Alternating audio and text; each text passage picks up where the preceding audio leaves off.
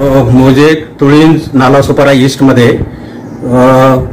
बीजेपीचे नेते विश्री विनोद तावडे आणि बीजेपीचे काही कार्यकर्ते पैसे वाटप आहेत अशी तक्रार बहुजन विकास आघाडीचे उमेदवार आणि त्यांच्या कार्यकर्त्यांनी केल्यानंतर तिथे संबंधित निवडणूक यंत्रणा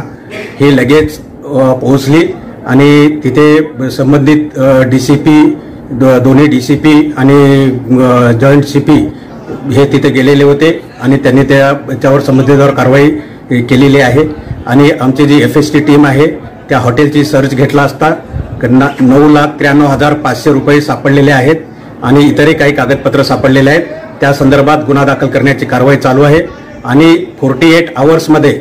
सायलेन्स पिरियड जो असतो निवडणूक प्रचार कालावधी संपल्यानंतर त्या कालावधीमध्ये इतर ज्या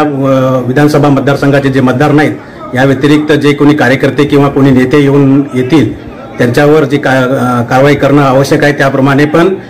पोलिसांनी FIR दाखल केलेला आहे आणि निवडणूक निर्णय अधिकारी तिथे पोहोचलेले आहेत आणि त्या हॉटेलची तपासणी करून आणि जे काही कॅश किंवा इतर साहित्य जे जप्त सापडलेले आहे त्या अनुषंगाने त्यांच्यावर कारवाई करत आहेत आणि तात्काळ याच्यावर संबंधित सेक्शनखाली गुन्हाही दाखल करण्याची कारवाई चालू आहे आणि 1-अर्धा तासात त्याच्यावर संबंधितावर योग्य त्या सेक्शनखाली गुन्हा दाखल होईल। त्याचबरोबर बेकायदेशीररित्या प्रवेश काही कॅश जवळ बाळगल्याबद्दलचा गुन्हा आणि काही इलिगल प्रेस घेतली अशी तक्रार आहे त्याबद्दलचे गुन्हा दाखल करण्याची कारवाई पोलीस करत आहेत।